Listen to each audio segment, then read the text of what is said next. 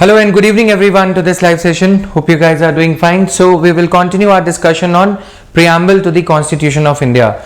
I'm so sorry for the delay today. At last minute there was some audio glitch because there are 2-3 devices at play here. So that's why the aux cable or something, some error was there. That's why I could not join in on time. Was struggling since last 10-15 minutes. Sorry for the delay guys, extremely sorry. Now here we are, philosophy of the Constitution we have been covering. Now today the analytical part of the preamble. I have shared one document on the Word doc file on the Telegram channel, Integrated GS Batch. So we will be using that to our for our convenience today for the purpose of studying the analytical portion. तो कल ये सारी चीजें मैंने बताई थी कि कैसे ये law has to tilt in favour of the poor. This is what is the socio economic connotation of the justice, right. So this is there. Then Article 14 equality before law, we just saw a glimpse of all these things. This is where we left off. Supreme Court highlighted the importance of the preamble in A.K. Gopalan versus State of Madras. Berubari case में Supreme Court said that preamble throws light on several vague principles mentioned in the Constitution. Despite this, Supreme Court held that preamble is a part of the Constitution. Now finally in Keshwanand Bharti case, Supreme Court said that preamble is not justiciable. You cannot knock at the door of the Supreme Court. Nonetheless, preamble is very much a part of Constitution, and wherever there is some lack of clarity in the Constitution, in understanding the Constitution, we can take recourse to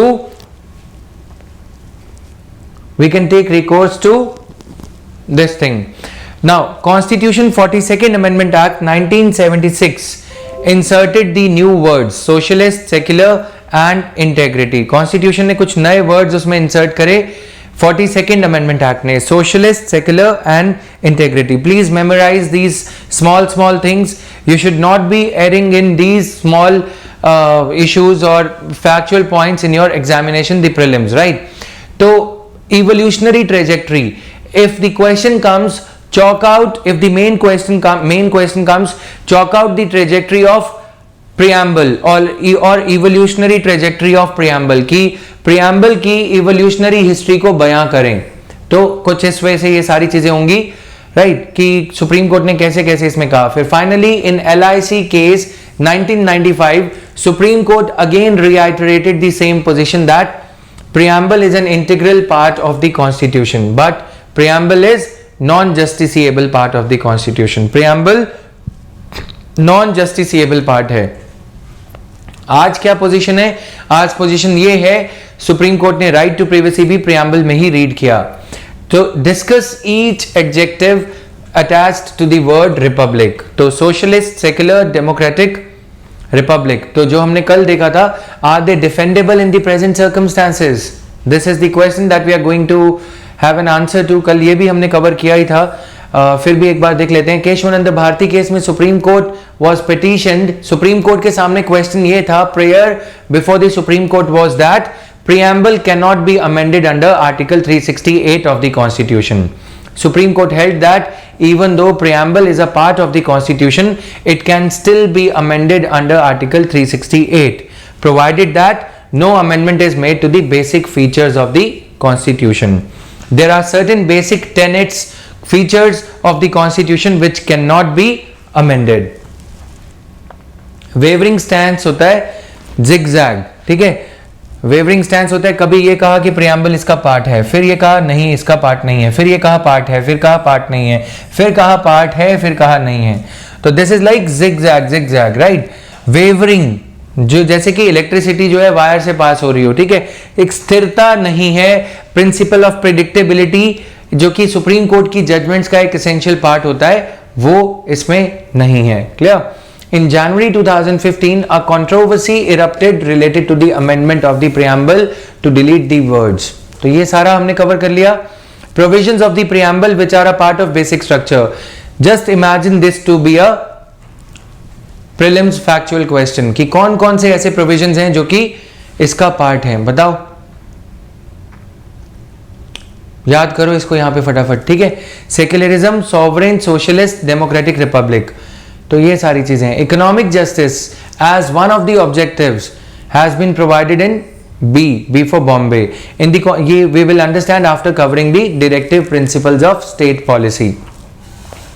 In the Constitution of India, promotion of international peace and security is included in preamble, fundamental duties, directive principles, 9th schedule. All these things are there, right? Now, question, should these words be deleted? तो ये हमने कल देख लिया था कि कैसे इसको आंसर करना है, राइट. मेंस के पॉइंट ऑफ व्यू से धीरे धीरे से चीजें जो है पैन आउट होंगी. अगर आप ये कहोगे कि एकदम से हम जो है मेंस एक्सपर्ट बन जाएं तो वो थोड़ा टाइम लगेगा चीजों को. अगर अभी आप आंसर लिखोगे भी तो क्या लिखोगे, मैं और मेरी दास्तां दोनों ये बातें किया करते हैं ना, वही सब लिखोगे, कोई फायदा है नहीं. You will and up beating around the Bush. तो इसीलिए फायदा ये नहीं होगा. अभी धीरे धीरे से I will give you all these questions and all. Is our polity living up to the letter and spirit? तो ये जो इसमें कैसे आपको एनालिटिकली लिखना है, राइट, एजर्टिवनेस और ये सारी चीजें कैसे डाली जा सकती हैं, कल हमने ये भी देखा. Secularism, we say that our secularism means the equal treatment of all the religions, but the truth is that, ये भी देख लिया था. Democracy is a two way road, this also was covered. Social justice, अगर हम social justice की बात करें तो एक सेंटेंस है विद सोशल जस्टिस, ठीक है. ये मैंने डेट्स वगैरह लिख रखी हैं, ये आप अपने विद सोशल जस्टिस. कहां है सोशल जस्टिस? जब 21 dowry deaths are reported across the country every day, यानी कि on an average every 1.5 hours 1.25 hours एक डेथ होती है कंट्री में, ठीक है. डेटा कहां से लिया है? जो हम डेली न्यूज एनालिसिस में चीजें देखते हैं, फॉर्डर मटेरियल, ये आपको वहां से ये डेटा लेना है. अगर ये डेटा आपने, जिसको मैं डीएनए में फॉर्डर मटेरियल कहता हूं, ठीक है, अगर ये डेटा आपने नहीं लिया और लिख के आ गए वेनिला आंसर, नंबर नहीं आएंगे, ठीक है. लिख के आओगे, लिखोगे कि हम बहुत अच्छा पेपर करके आए हैं, लेकिन मार्क्स नहीं आएंगे.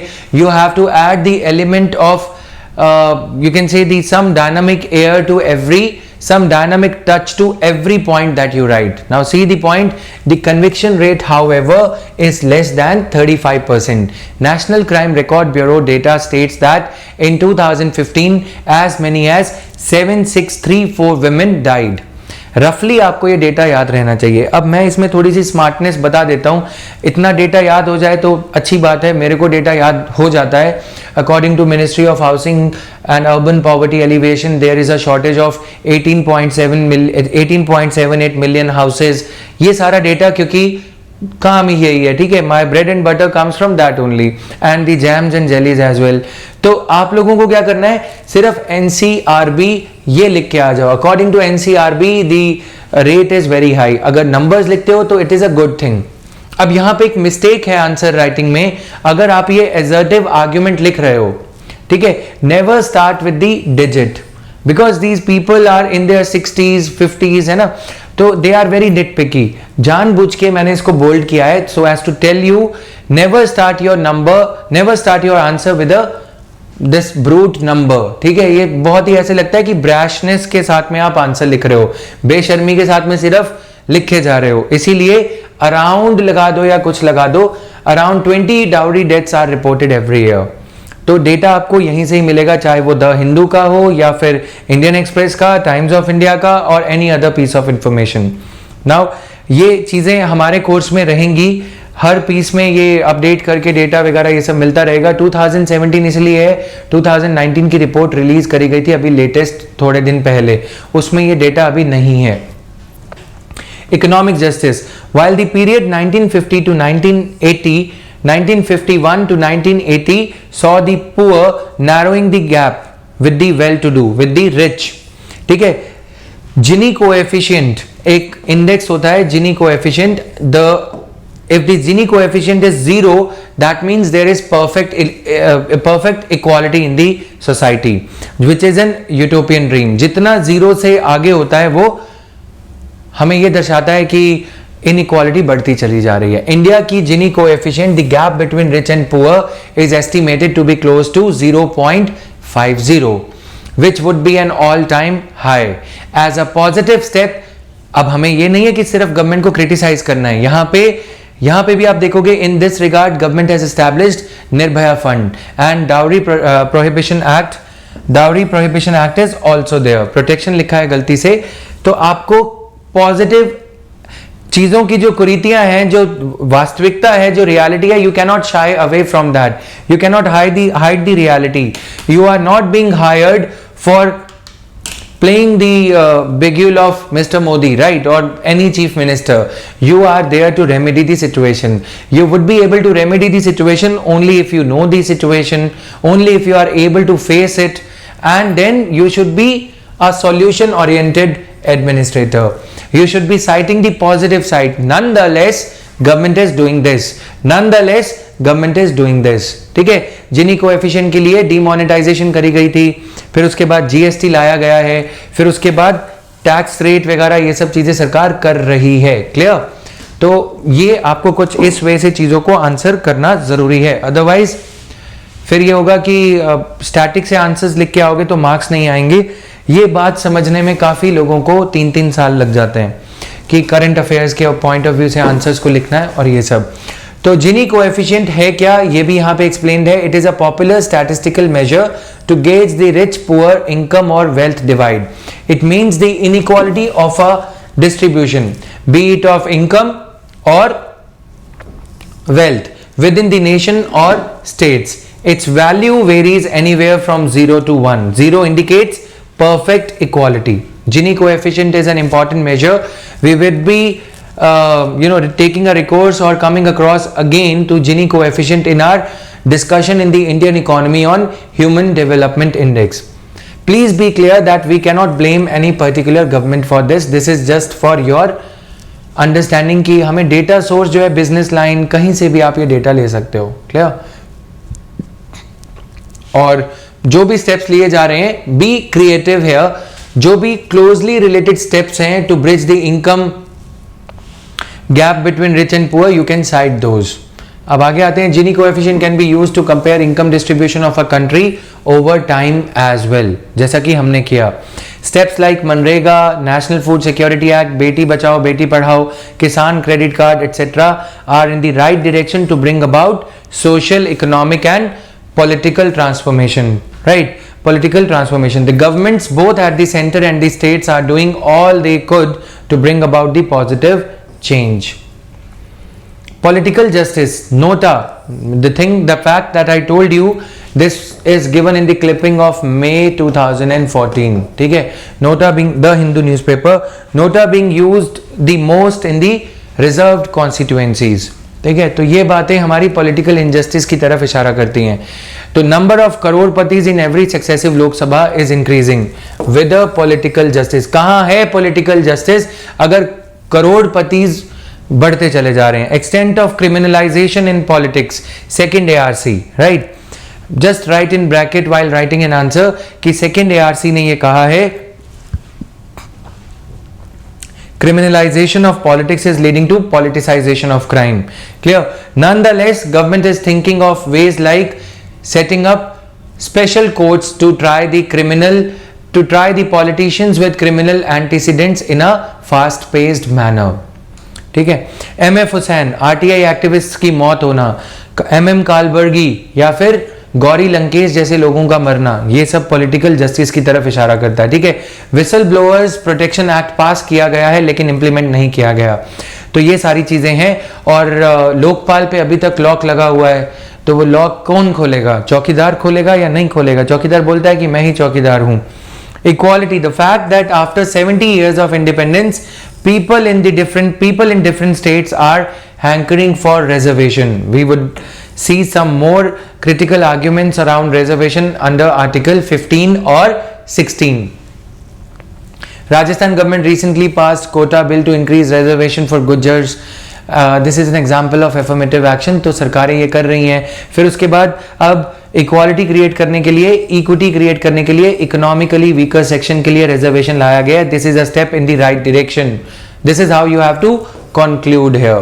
क्लियर. लास्ट में जो मैंने कंक्लूजन यहां पे दिए हैं वो आपकी समझ के लिए दिए हैं, just because you are beginners.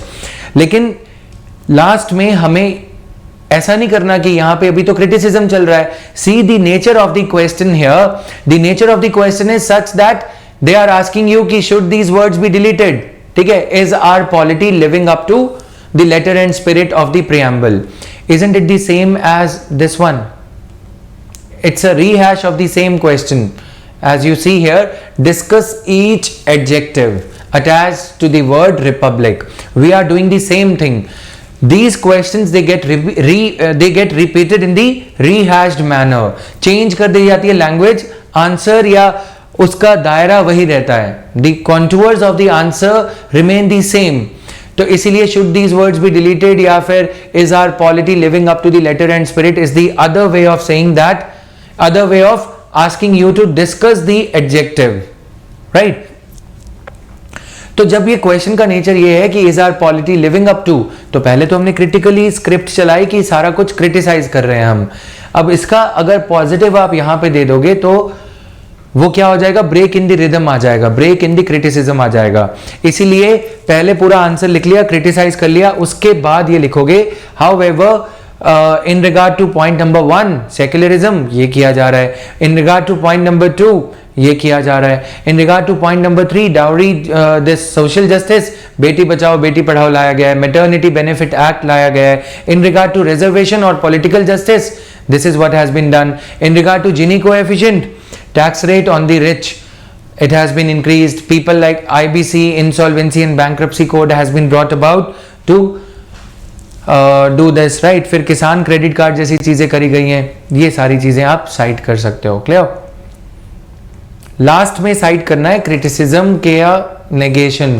Criticise तो हमें पूरे answer body of the answer में हम क्रिटिसाइज कर रहे हैं, कंक्लूजन में हम क्रिटिसिज्म को नेगेट करेंगे यानी कि पॉजिटिव पॉइंट्स को साइट करेंगे.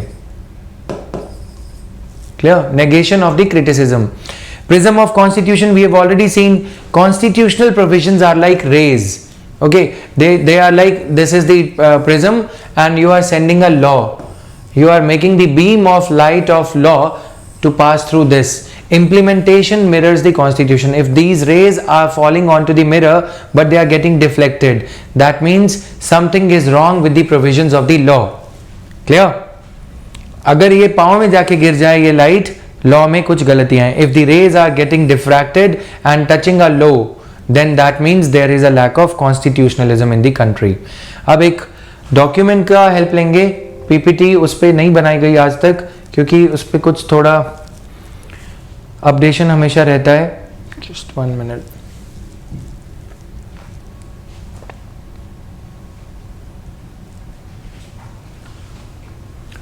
Give me a minute, guys.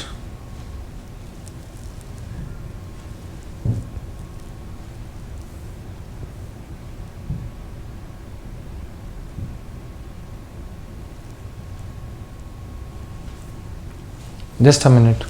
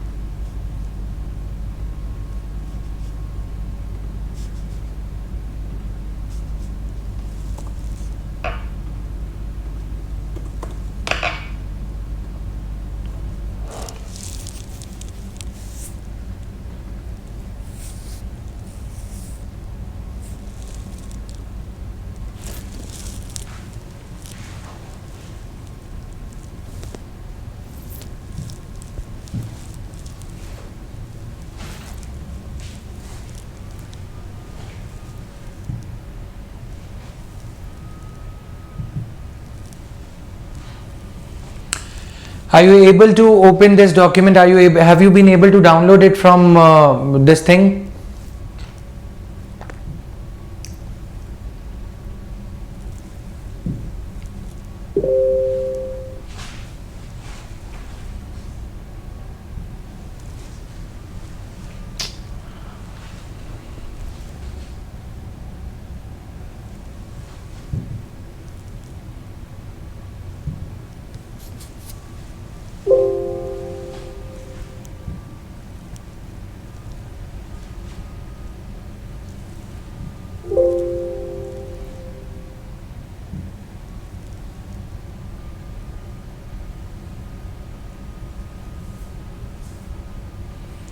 So topic, the preamble to the Constitution of India, right? Are you able to see this clearly? Please say yes. Please download the document that was just shared on the website, right? 5 pages wala, yes. Okay, preamble is the horoscope of the Constitution. Preamble to the Constitution of India. Preamble to the Constitution of India is a brief introductory history. ठीक है, brief introductory statement that sets out the guiding purpose and the principles of the document, and it indicates the source from which the document derives its authority, meaning the people of the country, right? Then the hopes and aspirations of the people as well as the ideals before our nation are described in the preamble in clear words. It may be considered as the heart and soul of the Constitution. तो ये सारी चीजें हमने cover करी हैं. Supreme court highlighted the importance, most recent controversies. This is the analytical part only. Should these words be deleted? All these things we have already covered, right? Previous year mains question, ये सारा कुछ हो गया. This is a kind of word doc of the PPT. अब इसमें आगे जब आप आओगे, कल मैंने एक छोटा सा पॉइंट कहा था, कॉन्शियसली और unconsciously we have converted Indian polity into a capitalistic economy, right? हमने इंडियन इकोनॉमी को एक कैपिटलिस्टिक इकोनॉमी में कन्वर्ट कर दिया. कैसे, ऐसा क्यों हुआ, आपका ये पूछना बनता है. I told you one thing, that democracy responds in times of crisis. पानी खत्म हो जाएगा तभी याद आएगा कि अच्छा, शराब की जगह अब इलेक्शन में पानी बांटा जा सकता है. ठीक है, नॉर्मल जो चीजें हैं जो फॉर ग्रांटेड ली जाती हैं, हवा, बिजली, पानी, उन पे कोई चर्चा नहीं है. हवा का पोल्यूशन हो रहा है, बिजली बांटने पे, विद्युतीकरण योजना पे फोकस रहेगा. This is the peculiar nature of democracy, because you have to be in power.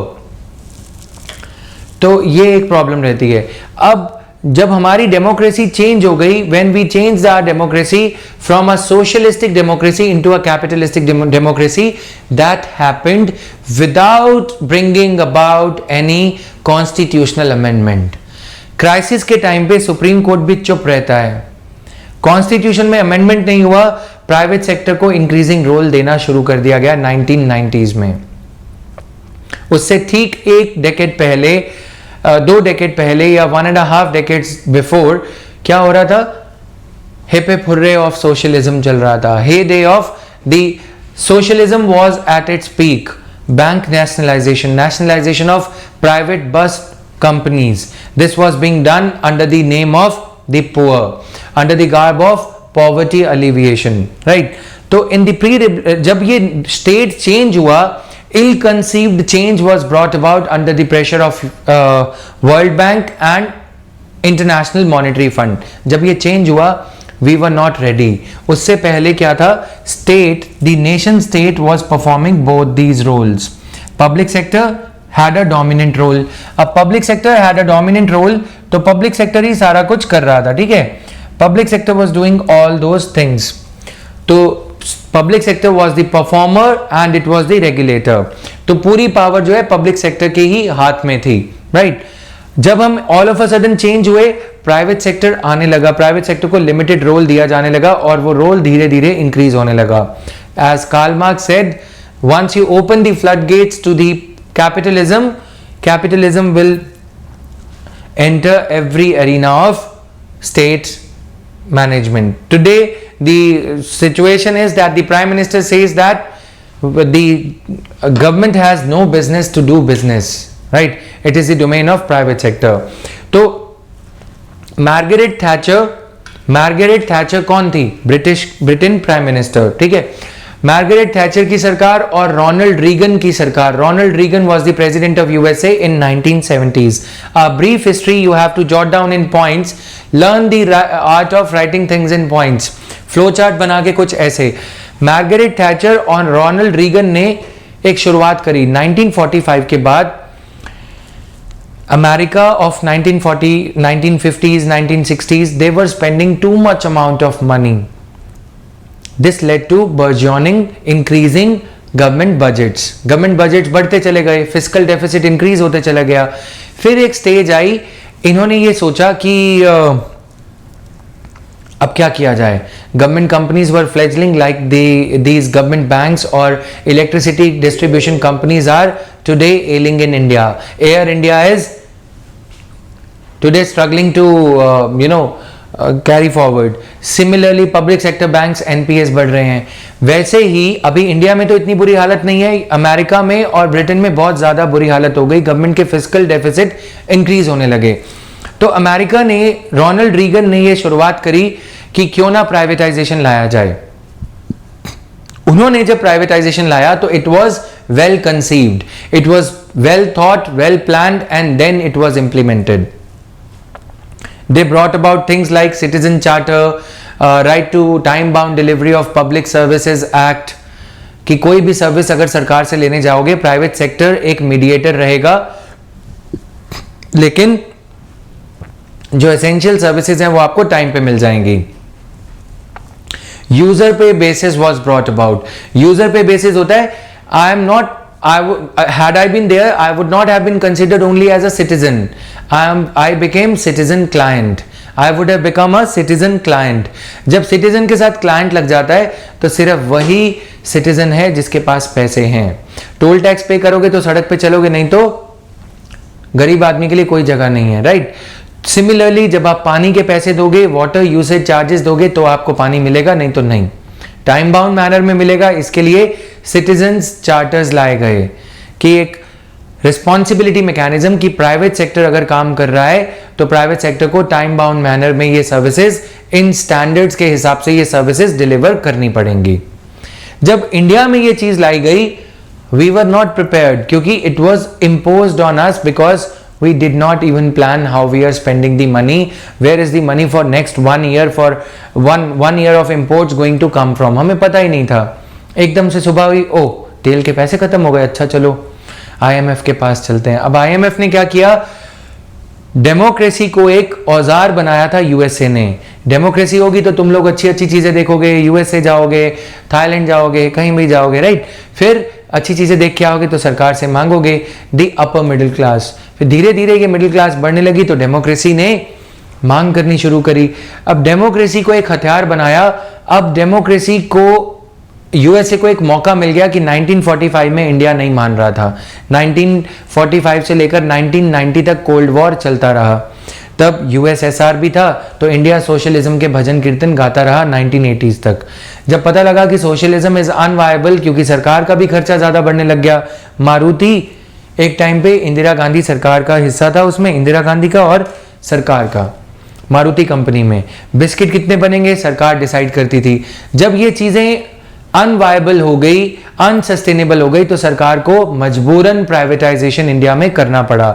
हमने कुछ प्लान नहीं करा। Right to time bound delivery of public services was fight to get time bound delivery of public services, because private sector धीरे धीरे से 1992, 3, 4, 5, 6, 7, 8, 9 में लाया गया। तो तब तक जो है प्राइवेट सेक्टर जो है अडेप्ट करने की कोशिश कर रहा था, क्योंकि they also did not think कि इतनी जल्दी चीजें हो जाएंगी। तो प्राइवेट सेक्टर का जो लिमिटेड रोल था वो all of a sudden role बढ़ गया। In the post liberalisation avatar, after the liberalization of 1990, state is functioning today in a limited manner. State is functioning today in a limited manner, right? तो state क्योंकि limited manner में काम कर रहा है। अब दिक्कत क्या है, क्योंकि स्टेट लिमिटेड मैनर में काम कर रहा है, expressed by phraseology like indicative planning. Government will only give the indicator and private sector will run the vehicle in that vehicle of economy in that direction. जैसे कि बैकवर्ड रीजन्स में अगर आप इन्वेस्ट करोगे, प्राइवेट सेक्टर इन्वेस्ट करेगा तो 5 years tax holiday दिया जाएगा। टैक्स हॉलीडे मतलब अगर कोई झांसी या विदर्भ में जाके आज हॉस्पिटल ओपन करता है, कोई टैक्स नहीं लगाया जाएगा, 5 साल तक हॉलीडे। ठीक है, ऐसे ऐसे provisions government of India private sector को इंडिकेट करती रही कि वहां घास काटो, रोवर वहां चलाओ और हम तुम्हें पैसे देंगे। Government became the indicator, private sector became the performer. ठीक है, rowing function was taken by the government, rowing, steering, ये सारी जो वोकैबुलरी है ये काफी ज्यादा न्यूज़पेपर्स में आने लगी। In this post liberalisation era we have seen the mushrooming of so many regulators. 1980s में अगर कोई जब अमेरिका ने और ब्रिटेन ने ये काम किया तो उससे पहले उन्होंने रेगुलेटरी एजेंसीज बनाई, independent regulatory commissions as we know them. British Petroleum का 2010 में ऑयल स्पिल हुआ था, तो ब्रिटिश पेट्रोलियम के ऊपर यूएसए के जो रेगुलेटर है, एनवायरमेंट रेगुलेटर, उस एजेंसी ने इतनी पेनल्टी लगाई कि ब्रिटिश पेट्रोलियम ने यह कहा कि ब्रिटिश पेट्रोलियम अब ब्रिटिश वाटर ना बन के रह जाए। पानी में उनको इतने एसेट्स, अपने इतना सारा कुछ बेचना पड़ा। ऐसे ही काफ़ी सारे केसेस 1998 में भी देखने को मिलते हैं। Hyundai Sonata जो कि साउथ कोरिया की कंपनी है, Hyundai, प्राइवेट सेक्टर के बीच में भी जो फेयर प्ले मेंटेन करने के लिए मर्सिडीज का डिजाइन, जो ट्विन लाइट डिजाइन होता है, मर्सिडीज का वो डिजाइन सोनाटा ने कॉपी किया, जो कि पेटेंटेड डिजाइन था, 2 हेडलाइट्स।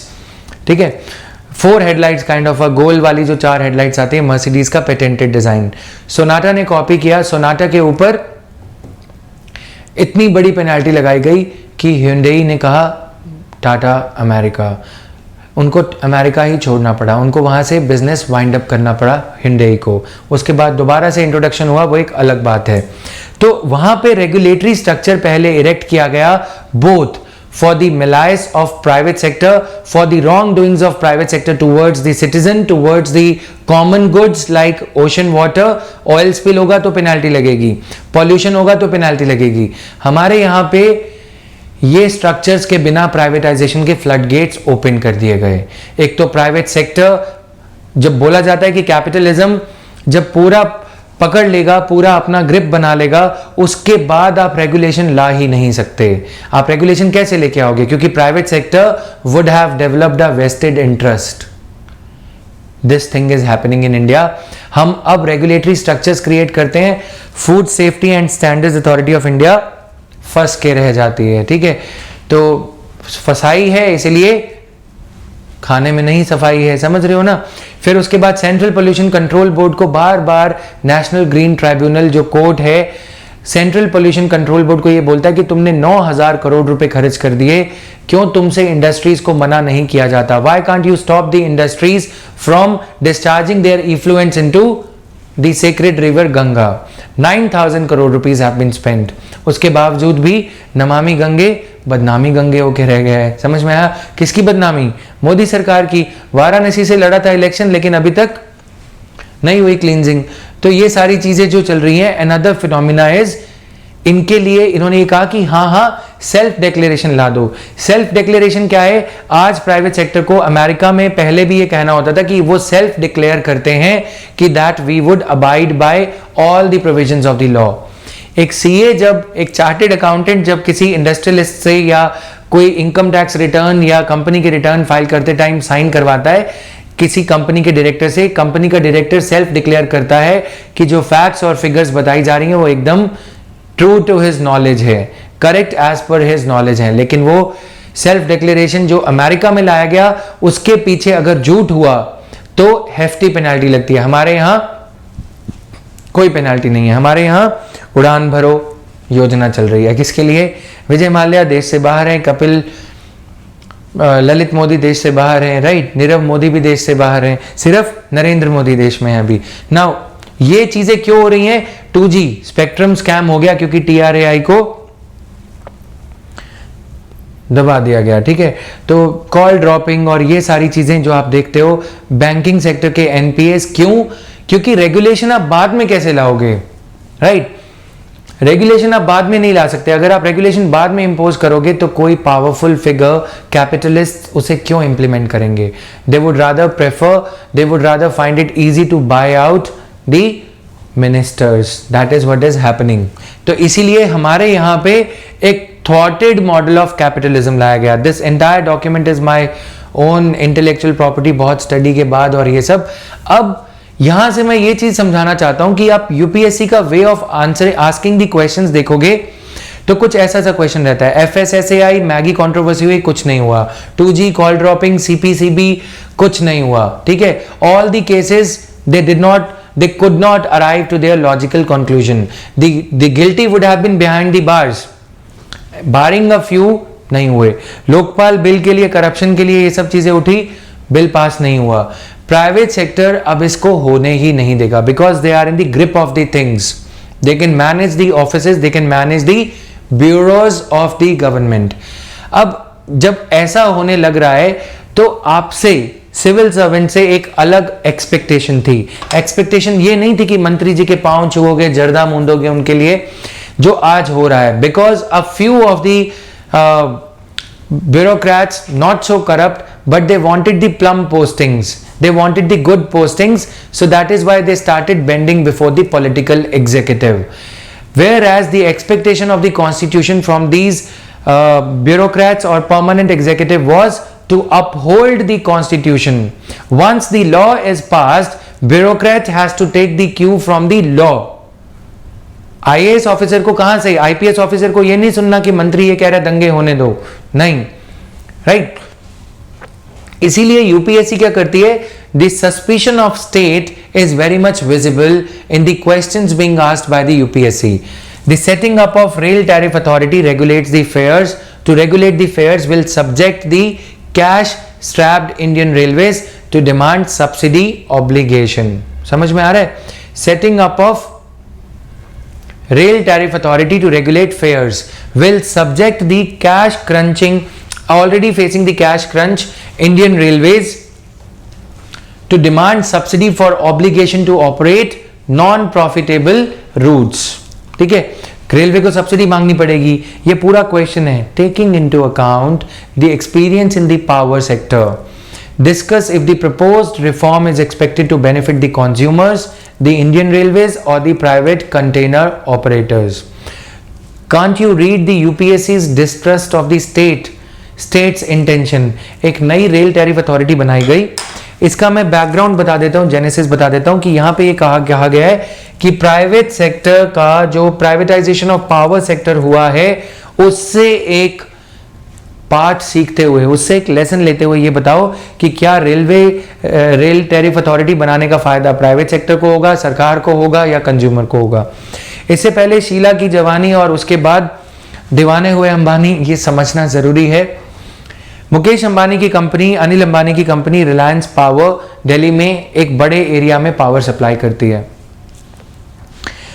एक दिल्ली इलेक्ट्रिसिटी रेगुलेटरी कमीशन को सेटअप किया गया before privatisation, just to create an eye wash effect. आंखों में धूल झोंकने के लिए कि सरकार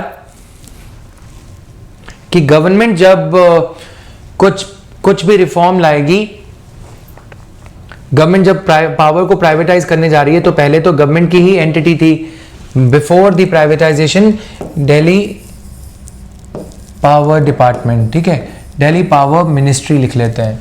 Delhi power ministry was managing the Delhi electricity supply corporation, just for name sake. ठीक है. पंजाब में Punjab state power corporation limited है जो कि पब्लिक सेक्टर गवर्नमेंट की कंपनी है, दिल्ली गवर्नमेंट के अंडर आती है. Earlier this body was supplying the power to households. There was no need of regulator because this is also government owned company, right? But when the privatization is brought about, Delhi Electricity Supply Corporation was allowed to hire private sector entities. Reliance Power and Tata Power. In one section of one area of Delhi, in 50% of area, you can say 1/3 of area, 1/3 of area and 1/3 DESC herself. ठीक है. 1/3 area में यहाँ Tata power. अब हो क्या रहा था, जब कभी स्टेट प्राइवेटाइज करती है और खुद भी वो सर्विसेज प्रोवाइड करती है, तो एलिगेशंस लगते हैं। ऐसे एलिगेशन प्राइवेट सेक्टर लगा सकता है कि दिल्ली इलेक्ट्रिसिटी सप्लाई कॉर्पोरेशन को दिल्ली गवर्नमेंट एक फेवरेबल ट्रीटमेंट दे रही है। फॉर एग्जाम्पल टेलीकॉम मिनिस्ट्री के ऊपर ये एलिगेशन लग सकते हैं कि बीएसएनएल को जानबूझ के फेवरेबल कॉन्ट्रैक्ट्स दिए जा रहे हैं, तो फेयर प्ले नहीं है, इसीलिए इनके बीच में एक रेगुलेटर बनाया जाता है, Delhi electricity regulatory commission, an independent regulator manned by retired bureaucrats और persons of proven integrity, honesty और ब्ला ब्ला ब्ला। ठीक है, अब ये कहा गया कि जब कभी टाटा पावर ने ये कहा कि क्योंकि कोल का प्राइस बढ़ रहा है इसलिए पावर जनरेशन में पैसे ज़्यादा लग रहे हैं, इसीलिए जो कंज्यूमर को, हमें हाउस होल्ड को जो इलेक्ट्रिसिटी बेचनी है वो 5 रुपीज़ से 5.5 करने के लिए दिल्ली इलेक्ट्रिसिटी रेगुलेटरी कमीशन हमें परमिशन दे। एक बार बोला 5.5 रुपीज़ कर दिया, फिर थोड़े दिन के बाद 6 रुपीज़, महीनों के बाद 7 rupees, 8 rupees, even as the households were being provided the electricity at the same price of 5 rupees, government was bearing the brunt. Government का कंसोलिडेटेड फंड ऑफ स्टेट जो है दिल्ली का, उससे 3.5 रुपीज की या 3 रुपीज की सब्सिडी किसको दी जाती थी? रिलायंस पावर और टाटा पावर को। 5 रुपीज कस्टमर से लोगे, 3 रुपीज सरकार से लोगे, फिर ये 4 रुपीज हो गए। फिर आई 49 डेज की केजरीवाल सरकार। ठीक है, अब यहां पे देखो किसको फायदा हुआ। पावर सेक्टर का प्राइवेटाइज होने से फायदा ये हुआ कि इलेक्ट्रिसिटी जाएगी नहीं, जाएगी तो आधा घंटा पहले, 2 घंटे पहले या 4 घंटे पहले, 4 hours before the power cut, you will get a message on your mobile phone that NDPL, जिसने इन दोनों कंपनीज को ये पावर डिस्ट्रीब्यूशन का जो ठेका दिया है, कॉन्ट्रैक्ट दिया है, आउटसोर्सिंग करी है, एनडीपीएल का मैसेज आ जाएगा। ये हो गया, पावर कट होगा नहीं। देखो मैं दिल्ली में पढ़ा रहा हूं, कभी पावर नहीं जाती, बहुत कम जाती है। ठीक है, कमर्शियल एरियाज में बिल्कुल नहीं जाएगी। अच्छी चीजें हुई, लेकिन at an exorbitant cost, at an extortionary cost. कितनी ज्यादा कॉस्ट हो गई? 9 रुपए, 10 रुपए। जब 49 डेज की केजरीवाल की सरकार आई, तो केजरीवाल ने पहले जो आरटीआई एप्लीकेशन फाइल कर रखी थी, उन्होंने ये बोला था दिल्ली इलेक्ट्रिसिटी रेगुलेटरी कमीशन को, he wants to know as to what is the calculation behind the 9 rupees being paid by Delhi government to Reliance Power and Tata Power. Delhi Electricity Regulatory Commission, it hid itself behind the argument that these are private companies and they are not under RTI. अपने आप को छुपा लिया कि ये private companies है, RTI के under आती ही नहीं। जब केजरीवाल सरकार में आए तो केजरीवाल ने मुकेश अंबानी, किसके खिलाफ? मुकेश अंबानी के खिलाफ। किसके खिलाफ? मुकेश अंबानी के खिलाफ एफआईआर की, कि इनकी कंपनी को यह बोला गया कि अब मैं चीफ मिनिस्टर हूं, I want you to share the facts and figures with me as the in my capacity as the chief minister. ये बताओ कि ये 9 रुपए कहां से हुए? जवाब नहीं मिला। 49 डेज की सरकार चली गई, फिर आ गई मोदी सरकार। ना खाऊंगा, ना खाने दूंगा, ना करंट लगाऊंगा, ना लगाने दूंगा। केस दब गया। Delhi police is under ministry of union ministry of home affairs. Delhi police को चुप करा दिया गया, केस दब गया। तो मतलब समझ में आया कि रेगुलेटर्स को आई वॉश क्रिएट किया जाता है। जैसे ही ये प्रपोजल भेजा जाता था टाटा पावर का, डीईआरसी सरकार को भेजता था, सरकार अप्रूव करती थी, शीला की जवानी, उसके बाद मुकेश अंबानी और रतन टाटा, और धंधा चल रहा था। समझ में आया? तो इट कम्स एट, ये दिखाया जाता है कि लोगों का फायदा हो रहा है। उसके बाद जब केजरीवाल आए तो उन्होंने सारे कॉन्ट्रैक्ट्स ये रिसाइन कर दिए और दोबारा से टेंडर फ्लोट किया गया। समझ में आया? अब आप यूपीएससी का वो क्वेश्चन देखोगे, यूपीएससी का वो, अब देखो ये प्राइवेटाइजेशन जो किया गया है, it is a vehicle to outsource the धंधा of corruption. Privatization is not the solution. वो काम पब्लिक सेक्टर कंपनीज भी कर देती। 9 रुपए अगर उनको दिए जाते कि 24/7 इलेक्ट्रिसिटी आएगी, थोड़ी देर पहले एक मैसेज आ जाएगा कि जतिन वर्मा की क्लास है, पैसे लगेंगे तो सब कुछ हो जाएगा, है ना? अब आप सरकारी कॉलेजेस को, एयर इंडिया को, बीएसएनएल को ब्लीड करने देते हो, आप मरने देते हो, फिर उसके बाद बोलते हो बीएसएनएल से भारत नेट इंप्लीमेंट नहीं हो रहा, इसीलिए प्राइवेट कंपनीज को कॉन्ट्रैक्ट देना पड़ेगा। धोखा, लोगों की आंखों में धूल झोंकने के लिए सुप्रीम कोर्ट से स्टैंप लगाने के लिए प्राइवेट कंपनीज के खिलाफ केस किए जाते हैं। जब सुप्रीम कोर्ट बोलता है हाँ पेनल्टी लगानी बनती है, उसको एक्सटेंड कर दिया जाता है। तो कार्ल मार्क्स जो है सही बोल के गए थे। गर्लफ्रेंड जब किसी की चली जाती तो ऐसा ही होता है ना। नाउ अब यहां पे आ जाओ, ठीक है।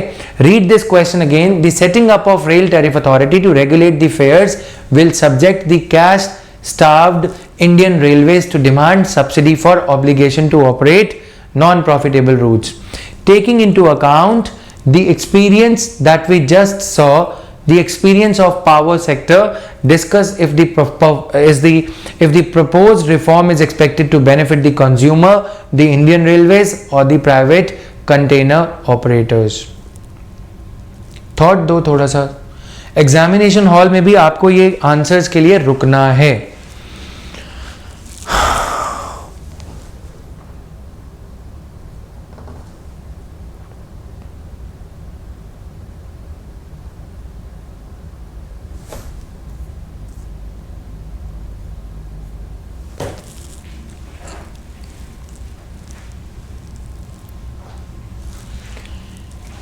Is it clear to everyone?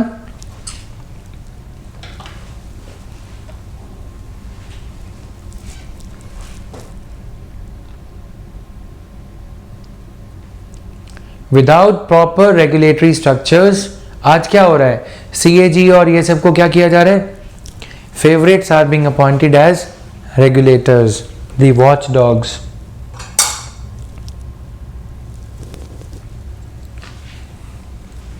Watchdogs have become the trustworthy dogs. पालतू कुत्ते, समझ में आया? Dog का मतलब यही होता है। I use a bit of desi language to explain the desi things.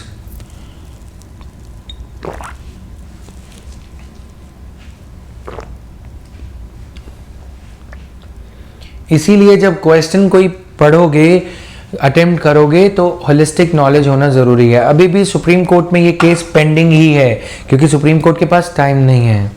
ऐसे केसेस जो बड़े बड़े नादान लोगों के केसेस होते हैं उनकी बारी नहीं आती क्योंकि गरीब लोग बहुत हैं कंट्री में, उनके केसेस से टाइम मिलेगा तभी तो गरीब आदमी, तभी तो अमीर आदमी जो है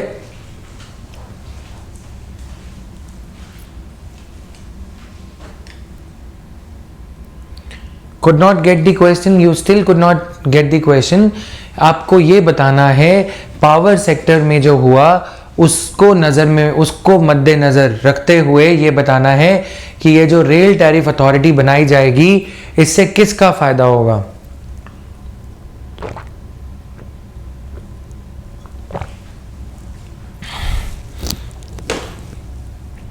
दोबारा क्लास सुनोगे समझ में आएगा।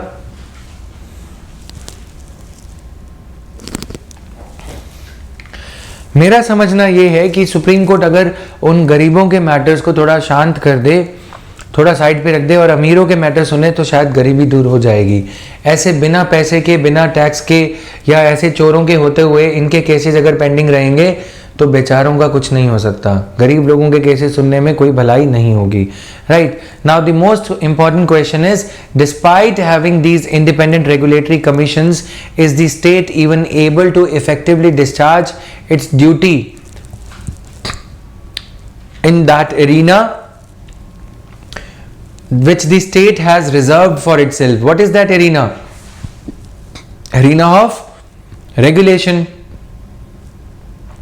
which the state has reserved for itself, that is policy making, or is the policy making space also shrinking? Prime minister Modi ने कुछ अच्छी चीज़ें भी करी। मुकेश अंबानी और अनिल अंबानी जो है, शास्त्री गेट नाम का एक स्कैम है। शास्त्री भवन is the Bhawan where petroleum ministry is housed. Okay, Raisina hill पे ये जो हमारा सेंट्रल सेक्रेटेरिएट है न्यू दिल्ली में, वहाँ पे शास्त्री भवन में पेट्रोलियम मिनिस्ट्री का जो है पेट्रोलियम मिनिस्टर वहीं पे बैठते हैं। तो अनिल अंबानी के और मुकेश अंबानी के मैनेजर्स और बाकी की जो पेट्रोलियम रिफाइनरीज हैं उनके मैनेजर, सीईओ कुछ ऐसे घूमते थे जैसे मानो कि घर अपना ही घर हो। ठीक है, तो प्राइम मिनिस्टर मोदी ने ये कहा कि ये लोग शास्त्री भवन में ऐसे क्यों आते जाते रहते हैं, do they want to influence the policy making. तो ये जो रेगुलेटरी कमीशंस हैं इनको एक आंखों का धोखा, they are created just for mere eyewash ki yes, a regulator is there and regulator is going to implement policy. The harsh reality is that despite having these regulators, scams have happened. ठीक है, we are discussing the topic philosophy of constitution. philosophy of constitution क्या है? socialistic philosophy है. ठीक है, the lines of advance as we saw yesterday should be such that lines of advance कैसी होनी चाहिए? lines of advance should be such that the resources are owned by the society at large, or government should own these resources for the societal good. but capitalistic good के लिए resources को use करा जा रहा है. Capitalism आता India में यदि उस हिसाब से आता जैसे कि वो यूएसए में आया है, जैसे कि with due regulatory structures capitalism has been brought about in US, but here in India capitalism has been brought about in USA without the necessary regulatory structures, and wherever the regulatory structures have been brought about, they are just for faking the public or the Supreme Court or the judiciary that yes, regulators are there. Take the example of scam in DOT, Department of Telecommunications. How could this scam happen when regulator was there? How did the problem of NPAs rise up to this level when RBI was there? How could the Sahara Securities scam happen when the Securities and Exchange Board of India as a regulator of share market is there? How could the Satyam became Jhutham when SEBI is there? How could the chit fund happen when regulator is there? We are not talking about the government. Government, though we believe that it is complicit in all these scams, it is the job of the watchdog to bark at these instances, at the very first instance of corruption or any kind of scandalous activity. Are the dogs sleeping? Are the watchdogs sleeping, or they have also been, write down the term, or have they also been co-opted? Co-optation होता है कि जो मेरे खिलाफ बोलता है मैं उसको चुप करा दूं, मैं उसको खरीद लूं, I buy them out. तो ये सारी जो चीजें हो रही हैं. कोलगेट कैसे हो गया? जब रेगुलेटर है, राइट? तो ऐसे बहुत सारे स्कैम्स चल रहे हैं. Are we still a socialistic economy? LPG reforms carried out by the government without any amendment to the constitution changed the nature of the economy. So Amit Shah was not completely wrong. He said that socialism कहने का रह गया, जो capitalism जो दिख रहा है वो है, तो socialism को delete किया जाए, right? Without any amendment to the constitution. तो was the entire scheme of LPG reforms 1994 legitimate just because the exigencies of time warranted that kind of a thing?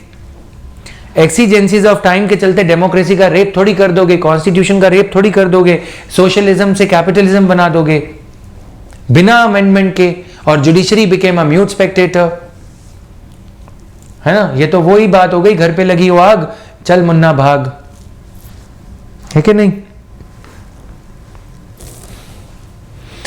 Question: Can we change the contents of a book without changing its preface? Thought-provoking lines out there. Then how could we change the pattern of governing the economy if we cannot change the contents of a book without bringing about a change in the preface, that is the preamble in this case? How could we change the pattern of governing the economy from socialist to liberal economy without deleting the word socialist? समझ में आया?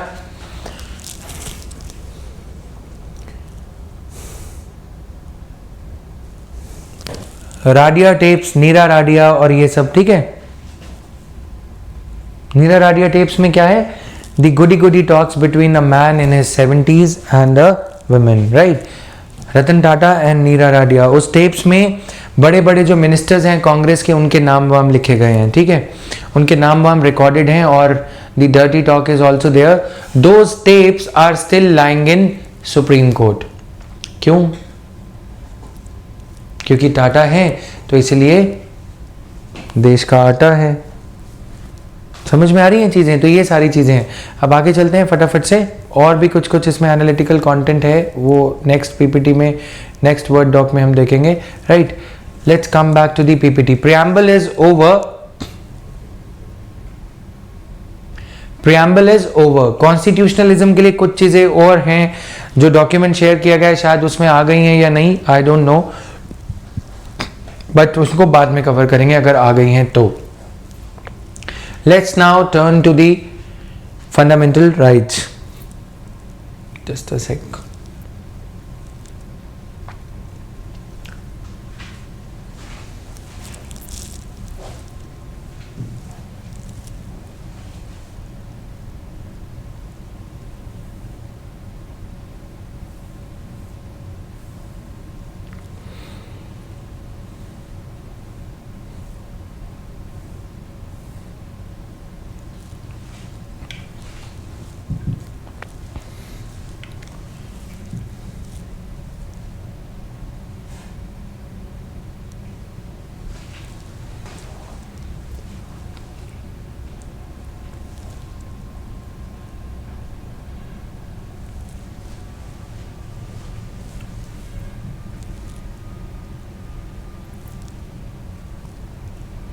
Fundamental Rights Part 3. This is the most important part in the Constitution of India. Where is Prateek Verma? Where is Prateek? Prateek Shukla is there, Prateek Verma. And where is this Ashish?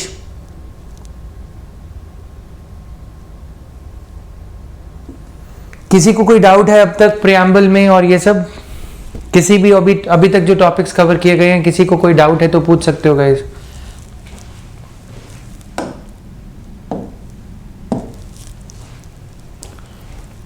I give you 2-3 minutes, 5 minutes for your doubts.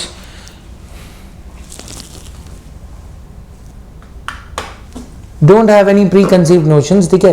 You should always be open to this thing. Like I criticize the leaders like Amit Shah and then I have to support them कि वो गलत कहाँ कह रहे हैं, ठीक है? Intellectualism के थोड़े से seeds अब आ जाने चाहिए, clear? मतलब क्योंकि अब prepare कर रहे हो, you should be open to any kind of argument. You should have the points both in favor, both to support and to negate things. किसी उसी चीज का पॉजिटिव कुछ लिखना हो तो हमें वो भी आना चाहिए, नेगेटिव कुछ लिखना हो तो हमें वो भी आना चाहिए, clear?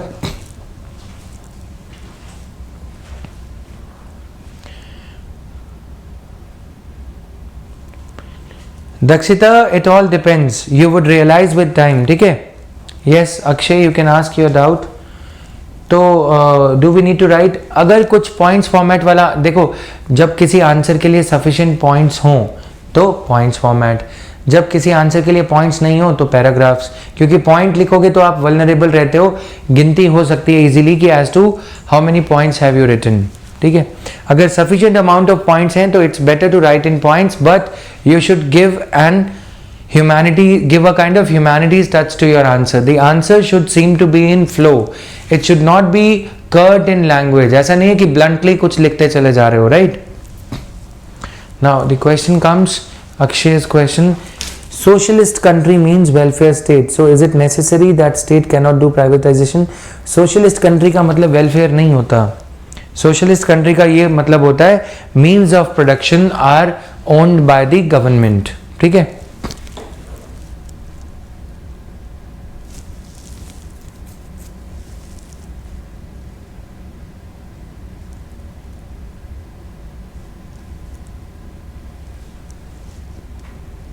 Clear? So your question falls flat. The basic argument behind your question is gone now. और ये ज़रूरी, हाँ, आपका जो दूसरा पार्ट है आंसर क्वेश्चन का कि क्या प्राइवेटाइजेशन के ऊपर चेक्स एंड बैलेंसेस लगाए जाएं तो क्या डेवलपमेंट करना बेटर नहीं होगा? यस, बिल्कुल बेटर होगा, but the most question is would the private sector allow itself to be under checks and balances? ठीक है, कैपिटलिज्म का ये थियोरी जीएस मेंस पेपर 1 के लिए, अगर कंट्रीज, जिन कंट्रीज में चेक्स एंड बैलेंसेस लाए गए हैं वहां प्राइवेट सेक्टर अच्छा काम करता है। हमारी कंट्री में क्योंकि 28% of people are still said to be below the poverty line, they are still poor, तो ऐसी सिचुएशन में यूजर पे बेसिस, जो कि प्राइवेट सेक्टर फिलॉसफी का, प्राइवेट प्रॉफिट फिलॉसफी का बेडरॉक है, उस पे आप कैसे काम करोगे? अभी बहुत सारे जैसे स्टूडेंट्स की रिक्वेस्ट आती है कि फी वेव कर दें, ये कर दें, है ना, तो कहाँ तक अकोमोडेट कर लेगा private sector? After all I also have to pay. तो मैं ये मानता हूं, अब फिलॉसफी की बात हो रही है, तो जो सॉवरेन फंक्शंस होते हैं स्टेट के, रोटी कपड़ा मकान, ठीक है, कपड़ा मकान भी छोड़ दो, education, health, water, policing, at least these essential services, the expectations of the sovereign from the representatives should at least be under the government control. Because if subjects like health would be allowed to be under private sector, then it will become another means of garnering or collecting wealth, and it will lead to kidney scam, the donations in colleges.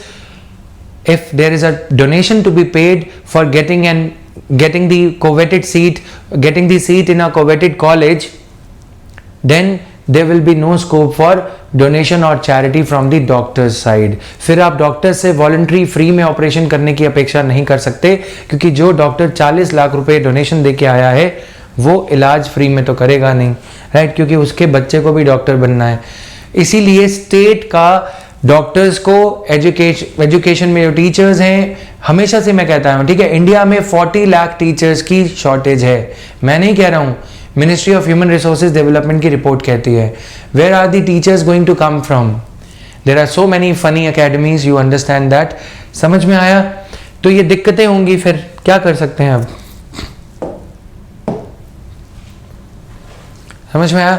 Doctors झोला छाप, जो अब ये बोला जाता है कि जो आयुष के डॉक्टर्स हैं उनको प्रोविजनल बेसिस पे डिग्रीज दे दी जाएंगे, आंगनवाड़ी नर्स, मिडवाइव्स अब डॉक्टर बन जाएंगी, आशा वर्कर्स हैं, ये सारी दिक्कतें होंगी। पानी जो है पेड हो गया, बिस्लेरी जैसी कंपनीज पैसा कमाएंगी।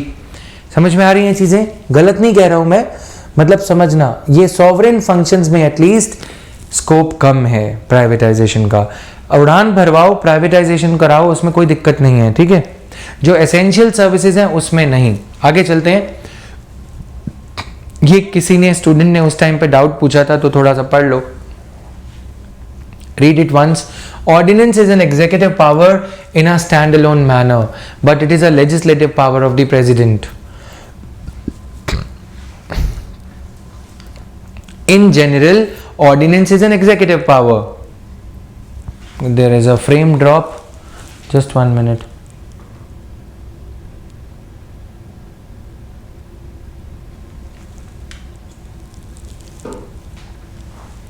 नरेंद्र, आपका देखो, मैं नरेंद्र नाम से बहुत डरता हूं। बताओ क्या क्वेश्चन है आपका, जल्दी बताओ। ये तो पॉइंट ऑफ व्यू हो गया, तो कैसे आंसर करेंगे? धीरे धीरे से पिक्चर रिवील हो रही है ना, तो समझ जाओगे। अभी एकदम से मैं कितनी भी कोशिश कर लूं, वो तो मेरा आंसर हो जाएगा, आप धीरे धीरे से भी समझ जाओगे। बी विथ मी, मैं एश्योरेंस दे रहा हूं इस बात की कि एक दिन खुद ही बोलोगे कि हाँ मैंने अच्छा आंसर लिखा और अब समझ में आ गया। I am unraveling before you, in front of your eyes, कि धीरे धीरे से क्या पॉइंट्स होने चाहिए। Ordinance is in general it is an executive power, ठीक है। Ordinance executive power है, यानी कि power in the hands of government, but it is a, by its very nature it's a legislative power to legislate. We'll understand this later. Clear?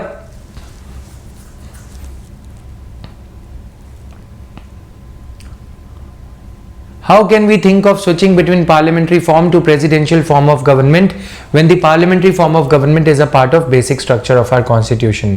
किसी student ने ये question पूछा थोड़े दिन पहले, आप में से भी किसी ने ये फोन पे पूछा था कि why should India not be considering switching over from parliamentary form to presidential form?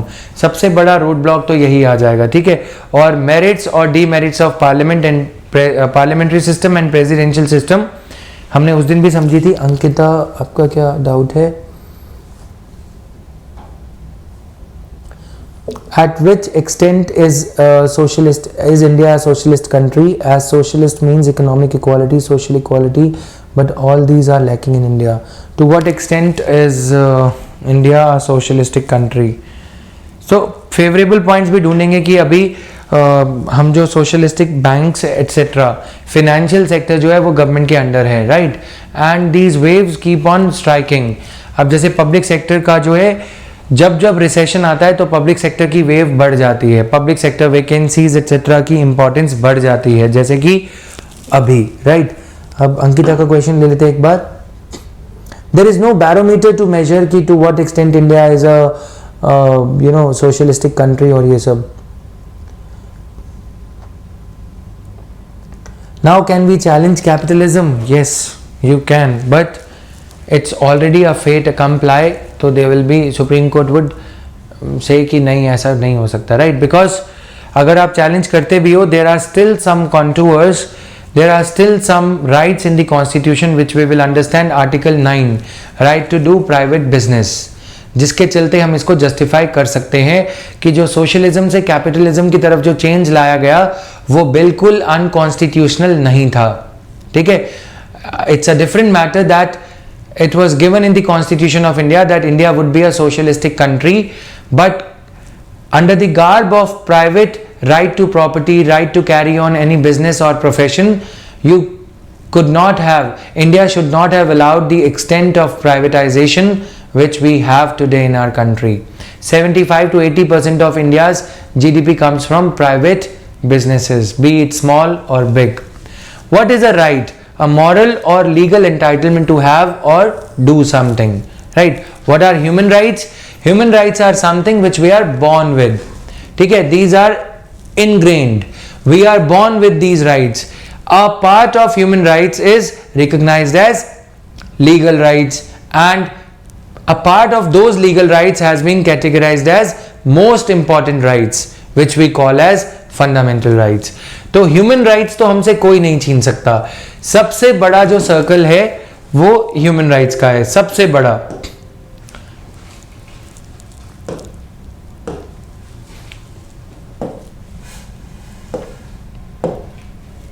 Human rights और नेचुरल राइट्स. ठीक है, human rights, some part of human rights has been recognized as United Nations recognized human rights. Clear? These are human rights. These are still, some of these have not yet been recognized. As we evolve as a human civilization, we would recognize them. This is a very abstract idea.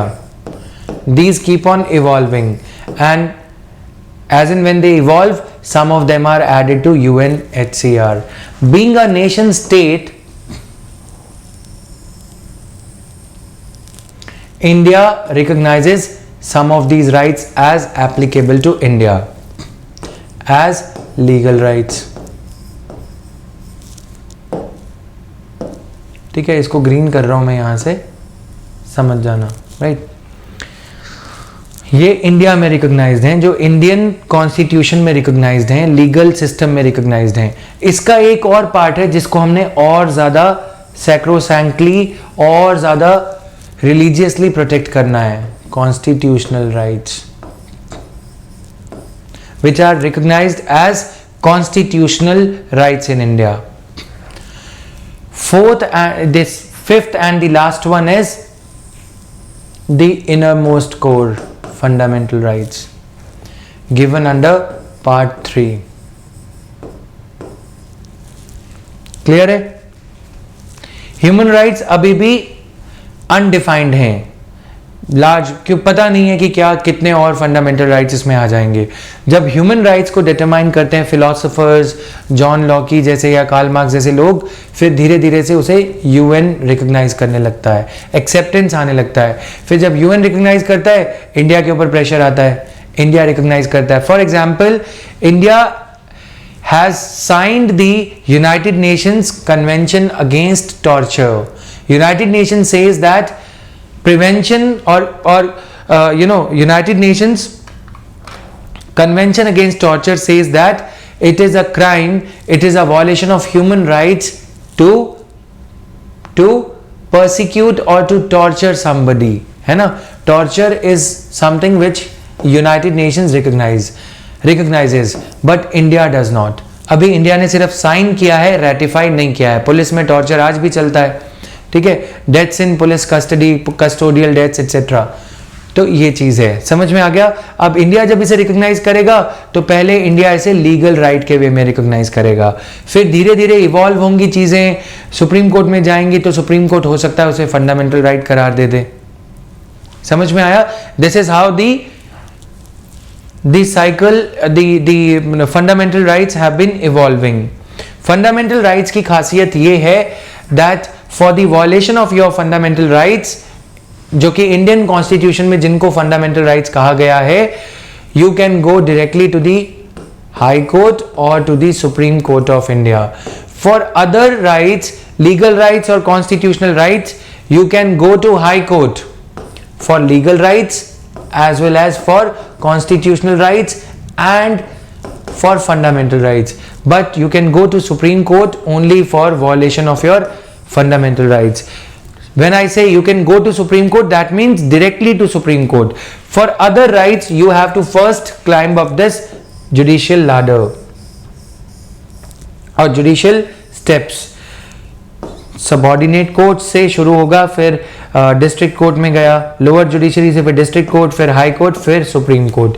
The journey is very torturers, है ना। Legal system जो India का बहुत slow है।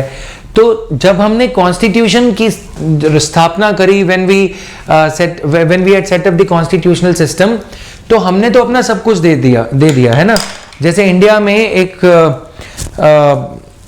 Bride जो है, जब वो ग्रूम के घर जाती है या फिर वाइफ बन के किसी हस्बैंड के घर जाती है, वो तो अपना सब कुछ सौंप के आती है। उसके पास बचता क्या है? क्या बचता है? सिर्फ हस्बैंड। फंडामेंटल राइट कुछ नहीं है। हमारे पास फंडामेंटल राइट्स दिए गए हैं, समझ में आया?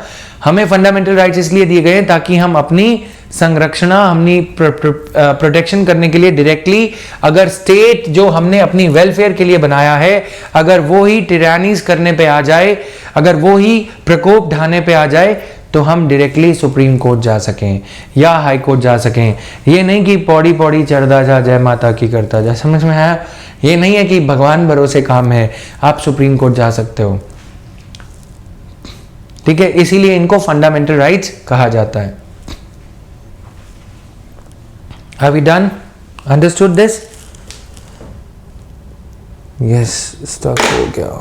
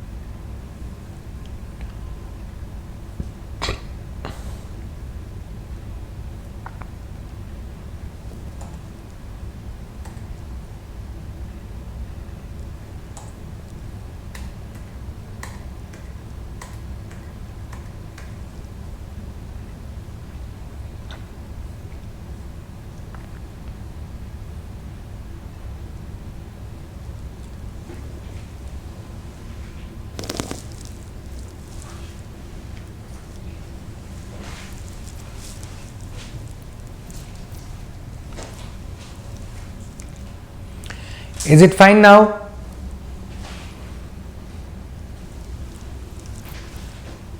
देखो, जैसे ही राइट्स की बात आई तो इंटरनेट ही बंद हो गया। कहीं मैं ज़्यादा नहीं बता दूँ, है ना। पता लगा तुम कोर्ट चले गए।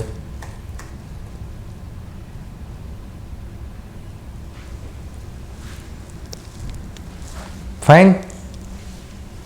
हाँ, तो बताओ, start from fundamental rights. Fundamental rights are the most sacrosanct. Why? Because जब हमने कॉन्स्टिट्यूशन की स्थापना करी, या when we gave ourselves this constitution, we gave our everything, the right to govern us was given to the representatives. Sovereign gave away everything like a bride gives away everything to the husband. ठीक है, सारा कुछ सौंप दिया.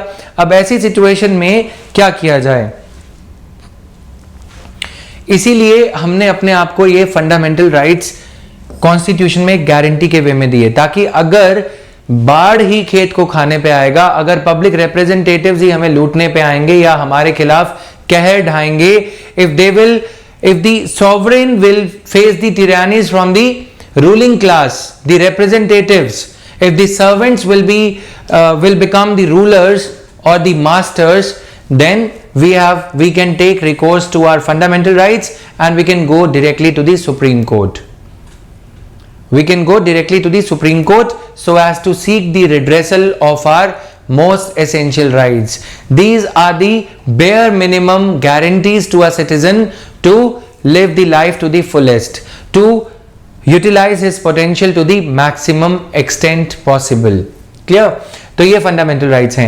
If your fundamental rights are violated, you can go directly to the Supreme Court or to the High Court under Article 32 or 226. Now, if your ordinary rights or legal rights are violated, you have to follow this approach of Pauri Pauri चढ़ता जा, जय माता की करता जा. ठीक है, राम भरोसे चलेगा काम. You have to follow this step based approach. First you will go to subordinate courts, the lower judiciary as we call it, then district court, then high court, then supreme court. It will take you ages. It will take you 10-15 years to complete this judicial process and to get the justice, right? तुम लोग अपने fundamental rights का भरपूर अधिकार करते हुए, तो यहां पे क्या है, कॉन्स्टिट्यूशनल राइट्स. कॉन्स्टिट्यूशनल राइट्स, ये हमारा जो ये फंडामेंटल राइट्स का सर्कल है, ये इंडिया का सर्कल यहां से स्टार्ट होता है. ये हमारा इंटरनल सिस्टम है. यूनाइटेड नेशंस के कुछ राइट्स को हम अपने लीगल सिस्टम में रिकॉग्नाइज करते हैं. यूनाइटेड नेशंस द्वारा दिए गए कुछ फंडामेंटल राइट्स को हम अपने लीगल सिस्टम में रिकॉग्नाइज करते हैं. इंडियन लीगल सिस्टम में कुछ राइट्स जो हैं लीगल राइट्स हैं, जिनके लिए स्टैट्यूटरी लॉ बनाया गया है. Right to information act, national food security act. कुछ राइट्स कॉन्स्टिट्यूशन में हैं, जिन कॉन्स्टिट्यूशनल राइट्स हैं, जिनके लिए स्पेसिफिक आर्टिकल्स ऑफ कॉन्स्टिट्यूशन हैं. ठीक है, इनको हम कॉन्स्टिट्यूशनल राइट्स कहते हैं.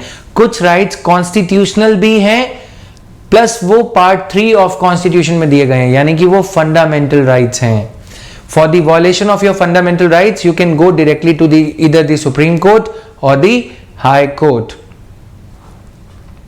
ठीक है, और बाकी के जो रेगुलर ऑर्डिनरी राइट्स हैं, जैसे लीगल राइट है, अगर मेरी पेंशन टाइम पे नहीं मिली, अगर मुझे राशन टाइम पे नहीं मिला, अगर मुझे मनरेगा के अंडर मैंने काम डिमांड किया, I demanded for work for MNREGA but I could not get, government did not have the work to provide to me, I will start my journey from lower courts, district court, and then I would be able to go to high court to seek redressal. So I would have to follow this step by step approach, which is already very arduous in India. तो इसीलिए ये एक guarantee है कि हम supreme court से redressal ले सकते हैं. For the violation of your legal rights, constitutional rights and fundamental rights as well, you can go to the high court. But only for the violation of your fundamental rights alone, you can go directly to the Supreme Court. For legal rights and constitutional rights, you cannot knock at the door of Supreme Court, because they say that Supreme Court is a constitutional court. समझ में आया? तो इसीलिए clear, done.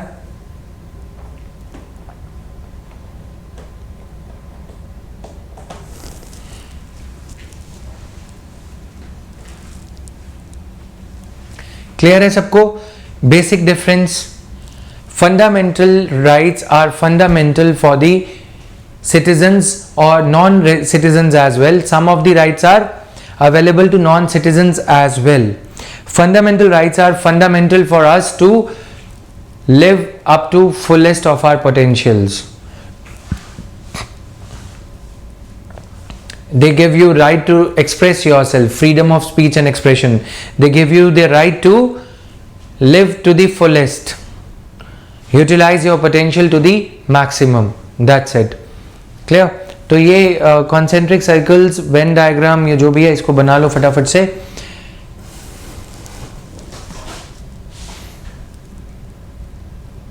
So this is about the Indian system, right? By definition, a constitutional right is a legal right, one that comes above all other rights. ठीक है? Fundamental rights, if I give you a question, fundamental rights are constitutional rights. Answer the statement, yes or no. Yes or no.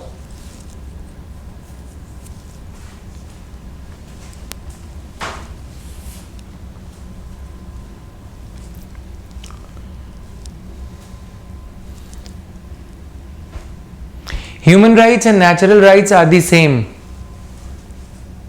Only difference is natural rights could be of animals as well.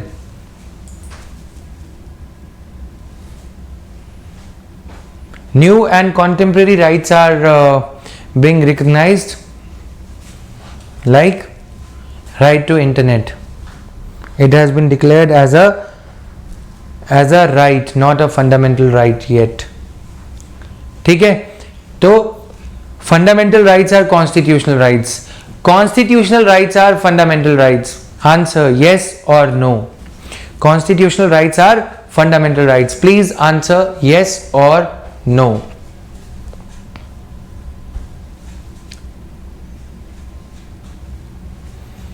अब I will leave you with some homework. ये class में थोड़ी जल्दी खत्म इसलिए कर देता हूँ, मुझे घर जाना होता है और फिर सुबह DNA. To read this whole of PPT. कुछ स्टूडेंट्स को एक थोड़ा सा इंफॉर्मेशन देना चाहूँगा. We are witnessing that one single ID is being used for multiple sessions at different places in India. तो ये जो फिनोमिना है बहुत जल्दी बंद हो जाएगा, right?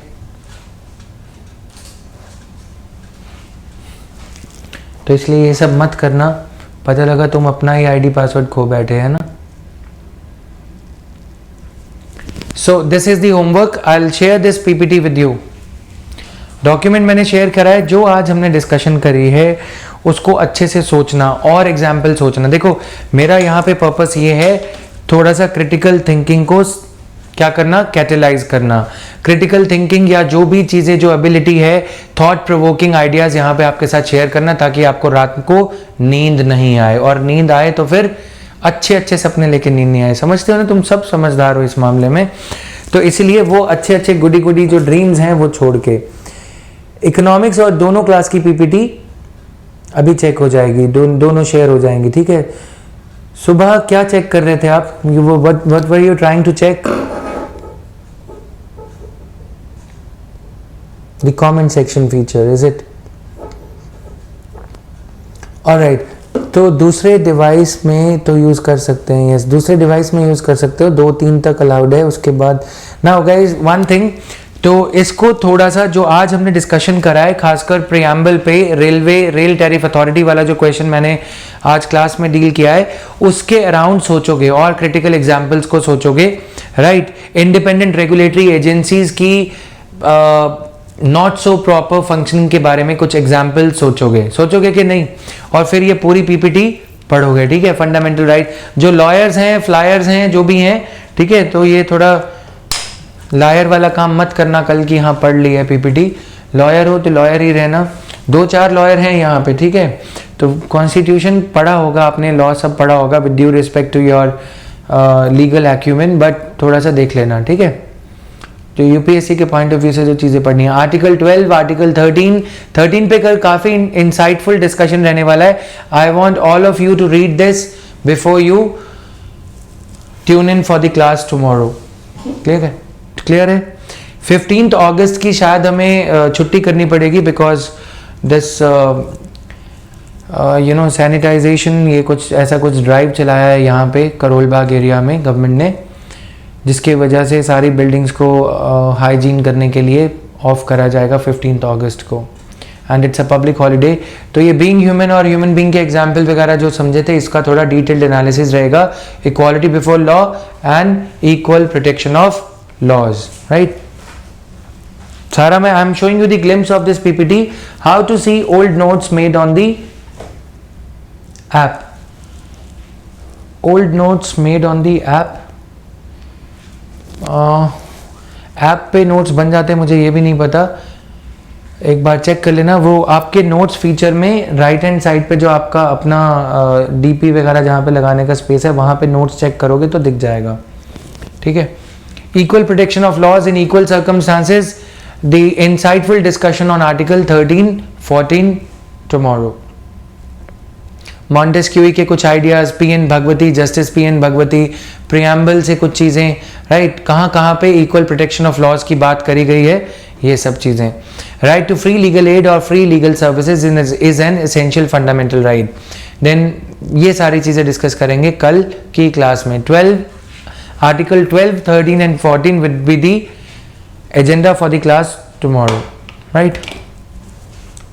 Now doubts? Sir, the fires in Vijayawada and Ahmedabad were due to lack of regulatory norms and the regulatory bodies are to be held responsible for that. They should be held, but ये होता नहीं है, ठीक है। I'm not in GS group. You'll be added tomorrow, और या अभी message कर देना टेलीग्राम पे, ठीक है। टेलीग्राम पे मैसेज करोगे तो वहाँ से काम होगा, मैं ये नहीं कर पाऊँगा। अनमोल, I'm also not in the group. Telegram पे मैसेज करो, in next half an hour I'll tell the person to do the needful, okay. See today's YouTube video of sir about making notes on notes maker, okay. 15 और 16 कर लीजिए, कल हो जाएगा possible तो कर लेंगे। 15 को 16 कर लीजिए, वेरी नाइस वेरी नाइस। 15 अगस्त की क्लास, 16 मुझे सोने मत दो, है ना। रेस्ट करूंगा तभी तो बेस्ट दूंगा ना क्लास में। ऐसे तुम मेरी नॉलेज टेस्ट करते रहोगे तो फिर वर्स्ट हो जाएगा काम। Others, any other doubt? Basic structure is an exhaustive list. New concepts can be added later. It's an abstract list and open-ended. Supreme Court has not yet capped it. So new concepts, new features of Constitution could be added to the list of basic structure of Constitution items. वो आपने discussion के लिए group बनाना, वो भी हो जाएगा नरेंद्र। अब आपने बोल दिया है, मोदी जी खुद बोल दें तो फिर कैसे नहीं होगा काम। प्लानिंग कमीशन चला गया, नीति आयोग बन गया तो बन जाएगा, right. Now basic structure is an exhaustive, मैंने आंसर कर दिया ये question. Was it all? Anybody else? If the regulatory body is under pressure of government, what can be done then?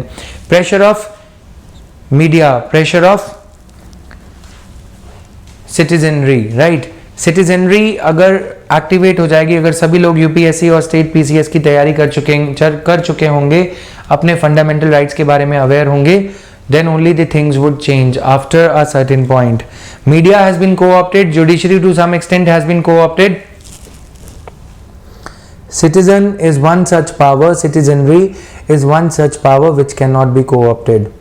Right to property is a constitutional right, but recent Supreme Court verdict, daughter is always a daughter. We'll talk about that, right to property.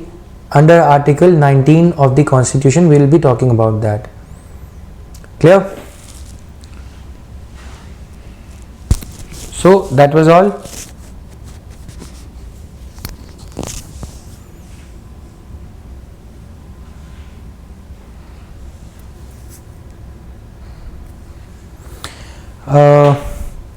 Anmol, please message Upasana. I've got your message. We'll be doing the needful, right? And we've shared the Google form today on the group. The queries that you would put into the Google form, they will come directly to me. The queries that are fed into the Google form before 4 p.m, before the classes begin, 4 p.m on the same day, on the date of the class, will be entertained in the class in last 15 minutes. Clear?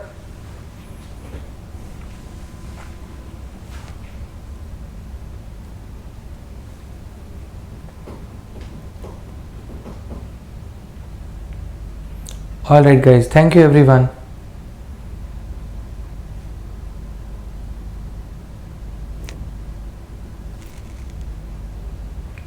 Okay guys, good night everyone. Thank you.